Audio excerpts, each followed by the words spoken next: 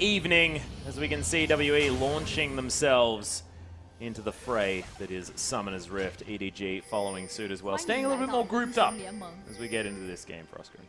Yeah, they do have Annie, which obviously empowers a level 1. Likewise, if Koro decides to take his taunt first, as you can see, he has not scaled up an ability yet. So it is always possible as they slip into Fog of War through the bottom side. Yeah, dun dun dun dun dun dun. Scary stuff. WE already with a ward in that tri-brush though. More importantly, Mystic and Conan kind of retreating back to the mid lane.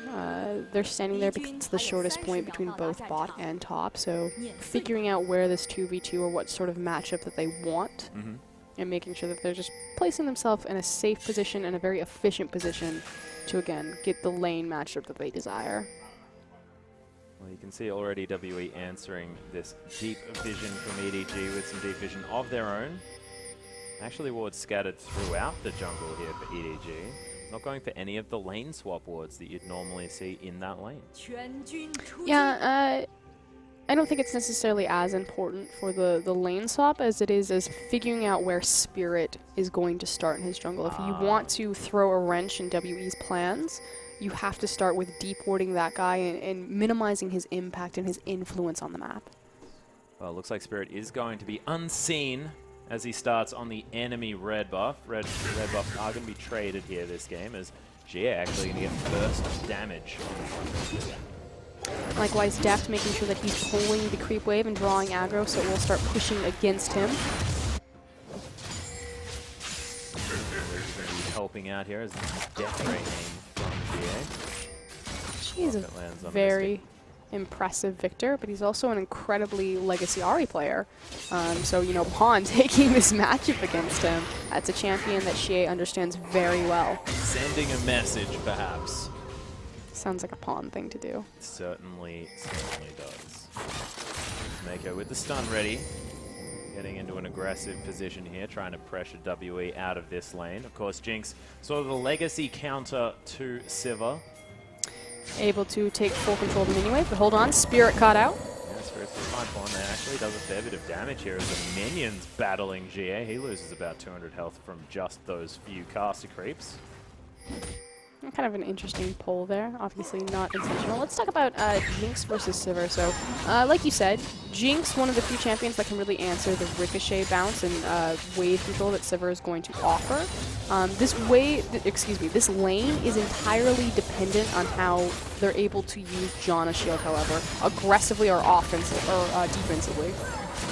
Shield does go down onto Mystic there as he's able to get a lot of damage back. Using his passive so well as well. Howling Gale onto Conan as the Ignite's down. Mako trying to get some work done onto Mystic. Does still have the flash. The stun's now available, but Conan just commanding respect in this lane. And again, using the shield, placing it on Mystic, he quickly burned the augmented AD and then reset it with the Ricochet. And doing it on top of having complete wave control, that their wave was pushing forward, meant that Deft and Mako couldn't look for an elongated trade. There's the flash double stun there as well as the flame trumpets come down. Mystic burning to death. Deft picks up first blood, blows the heal. Conan's going to answer back, but it's a 2-for-1. Able to land the Ignite on Deft to make sure that the heal didn't count for much in terms of the grievous wounds. So Conan doing a good job to even that one up. The reason why Deft turned is he was trying to find the assassination to get the bonus health back from the kill. Yeah, of course, dangerous game would have been a pretty good thing, but not going to happen. Conan able to answer there. Of course, that means that Jinx can't pick up the rest of the farm in that lane, so a big deal. But longsword versus pickaxe. It's really massive as well because the wave is now pushed back towards Mystic. So technically Deft didn't lose a lot of CS because again, you know, fighting when the creep waves have kind of exited out of the lane and you have a lot of open space to run. Well, there's also the fact that then ClearLove was able to pick up a lot of that farm, so not going to get punished as much for ganking lanes as opposed to farming things out. Denial of the Raptor camp here as well as Aluka, is going to find ClearLove. Titan's Wrath going to be used. He's very scared. Don't be scared, Aluka. Aluka likes to start Titan's Wraths. For all of you people who want to do Nautilus top, you start Titan's Wrath into the lane as opposed to Riptide. Obviously, because Shin's not going to have much pushing potential to get control of the wave anyway. No. And so it just offers him a lot of protection. Yeah, and as you can see, Mystic and Conan now farming out on the bottom side. I admit I may have just kicked out for a second, but we are fine. See stun up once again here for Mako. Again, the wave pushed all the way in. Double stun one more time. Another Flame Trumpets comes through as Conan down to half health already. You just can't stand together. It's the same concept of when you're laning against a Thresh. Janna needs to stand just close enough to her partner that they're in E range, so she can augment them and protect them. But standing side by side like that is so dangerous against any sort of AoE, CC, Flay, in that case, Annie's W. So just making some posturing errors in the lane. A bit unfortunate. ClearLove actually back for another gank here. Zap not going to find Conan, moves up intelligently enough. Mystic uses the spell shield to stop any stun from Mako.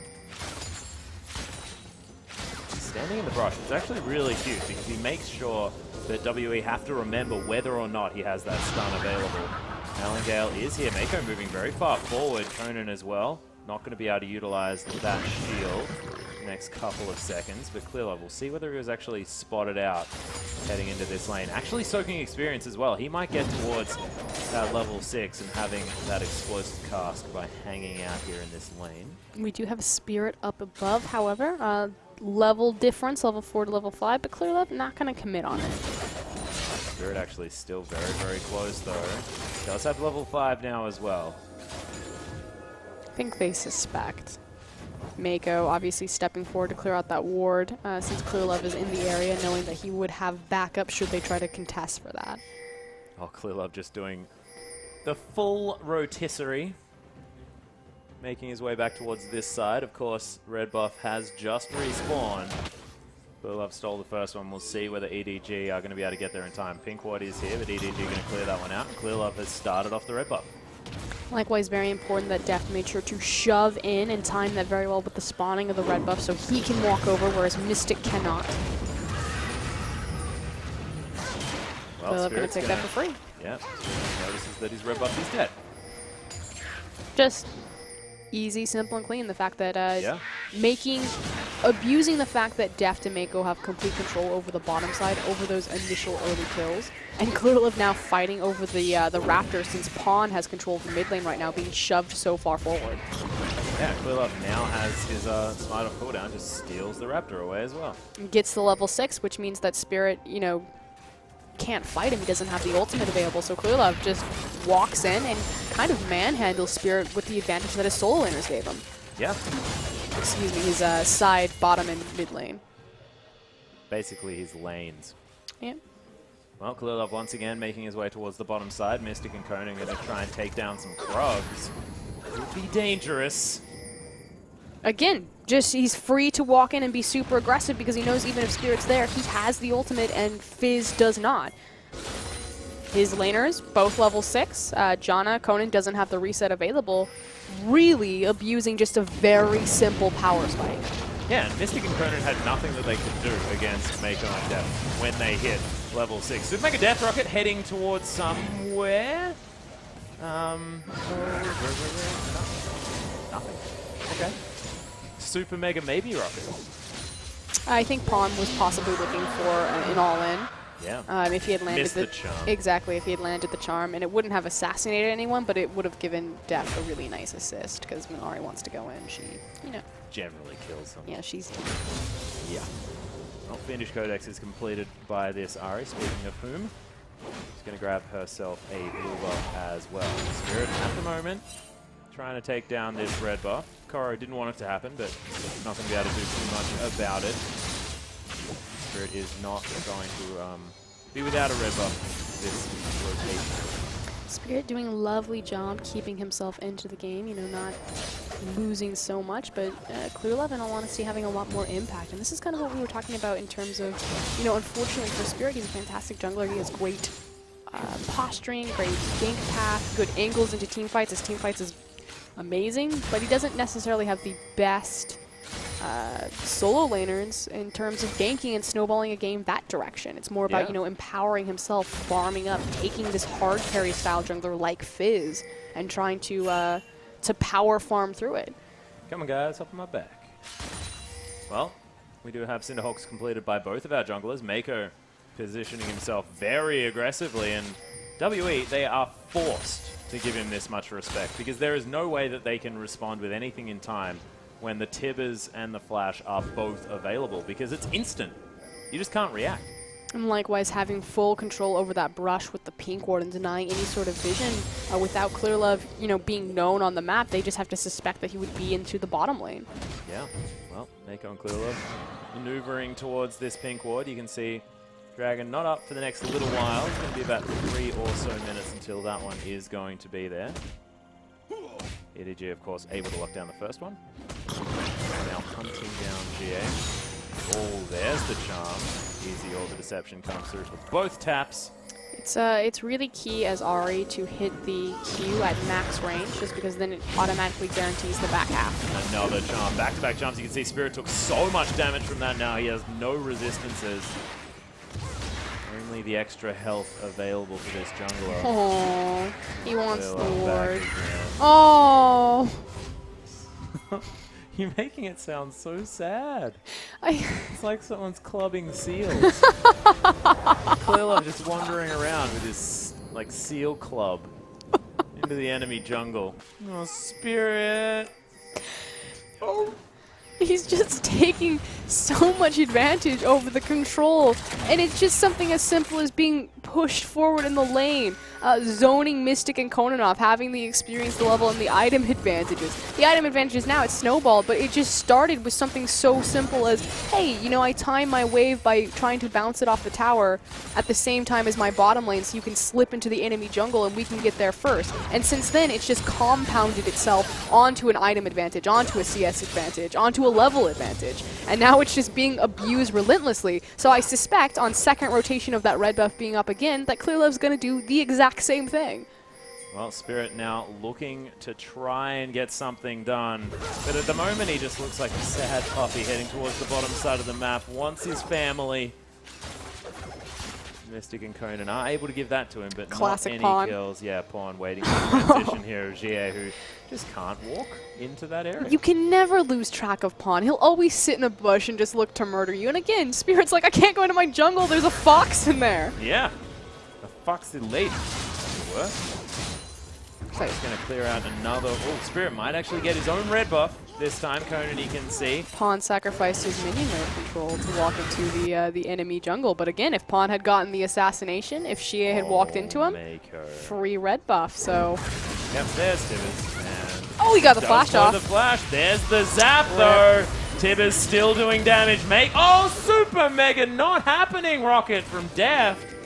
So the reason why he flashed is because he didn't want to burn the ultimate. He was trying to find the last tick of the auto, which the ignite would have then finished it off. And then from there, he realized that he wasn't going to get the last auto, so he quickly shot off the ultimate, naturally missing it. But because he could have said, you know, there's no reason to flash there, Deft. You could have just looked for the assassination on the rocket. Spirit does have.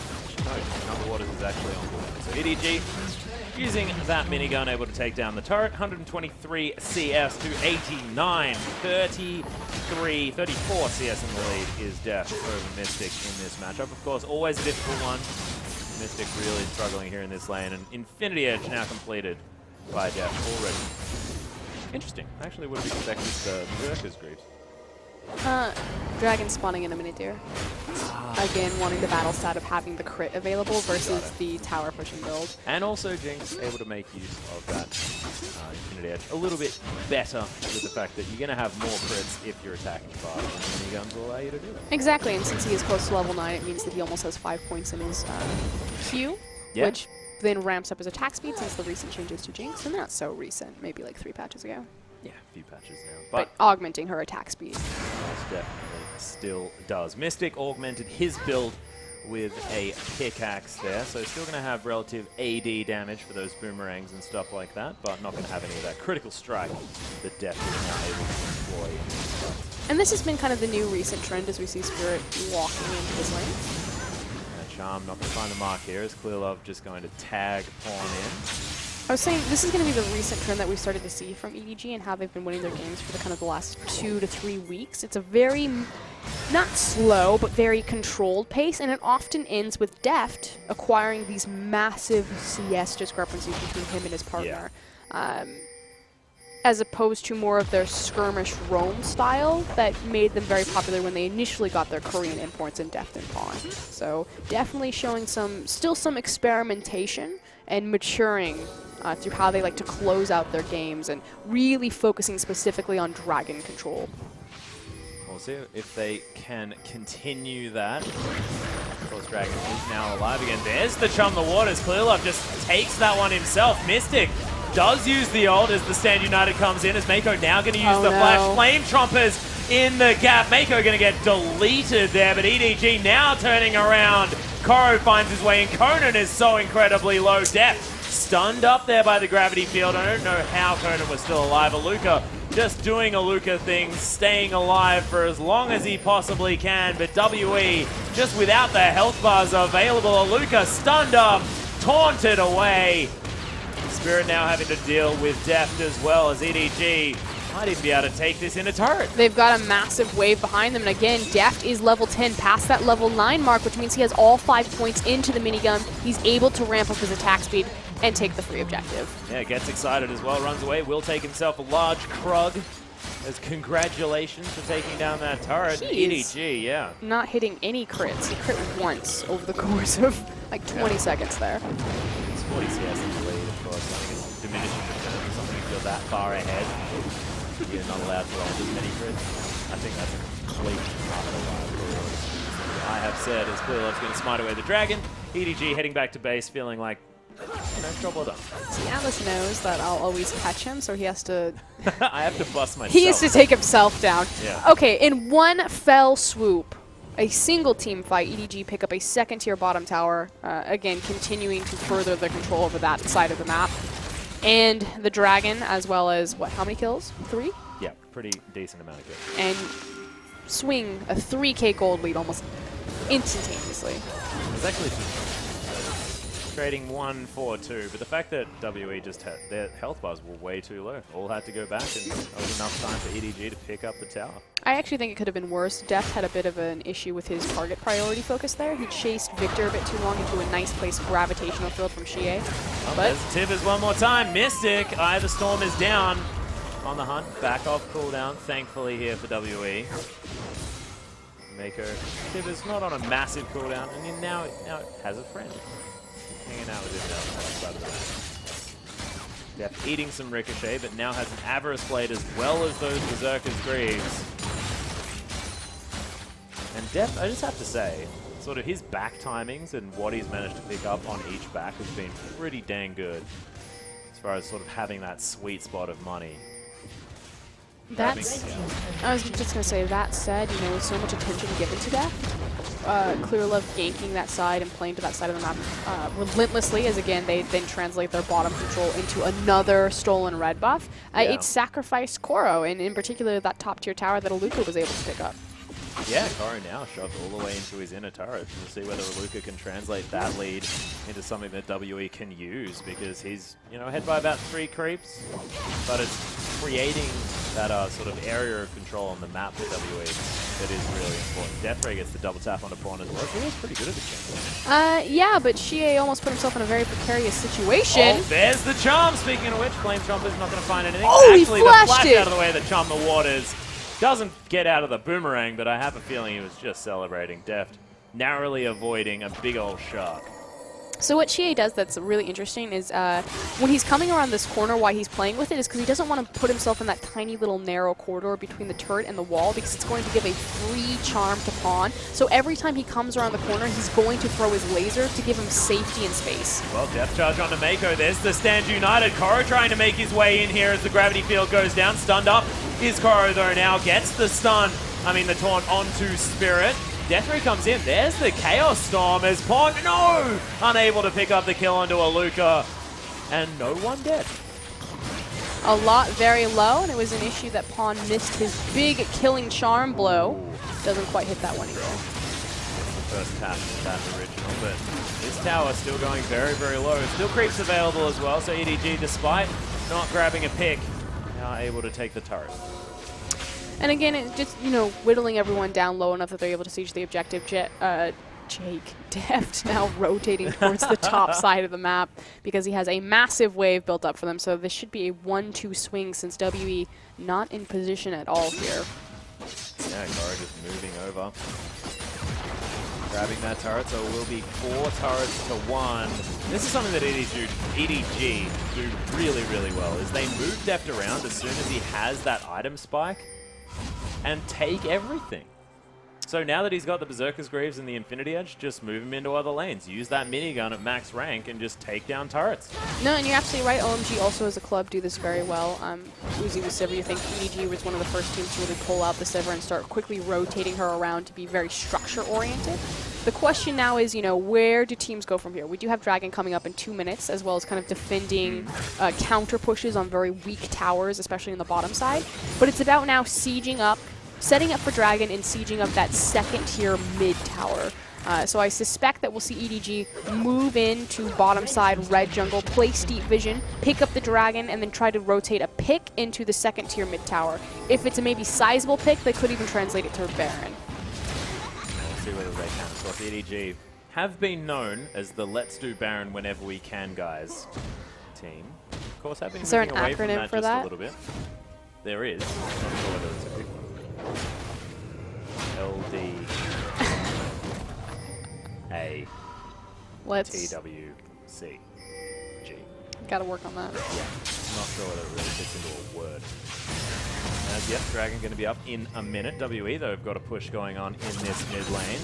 Out of turret. Going to take a fair bit. But I want to talk about GA. As ClearLove is going to get caught. Nice use of the disengage from the explosive cast, because Aluka now turning his attention to Pawn. There's the flash over the wall. Gets Koro out of there at the same time as he came in with the Stand United. Still got one EDG, more. They're trying to close the gap here. There's Aluka getting charmed up, but Deft and Mako having to deal with the rest of WE. Oh, that boomerang was narrowly avoided. Pawn turning around, clearing out Spirit. Super Mega Death Rocket flies through, but not going to find anything. Looking for Mystic. And EDG, another team.